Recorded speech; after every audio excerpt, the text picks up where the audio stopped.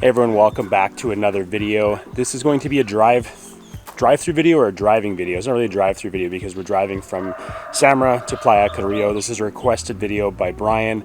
Wasn't a video I was going to make, but after doing the Hunkiol drive-through video and seeing how people actually like that, I was like, well, I might as well strap the GoPro on the quad when we go out to Carrillo and film this video to show you what it's like. Drives super smooth. It's all paved. There's some speed bumps, but yeah, it's really easy to navigate, and it's only a 10-minute drive from Samara to Playa Carrillo, to one of the best beaches in the world.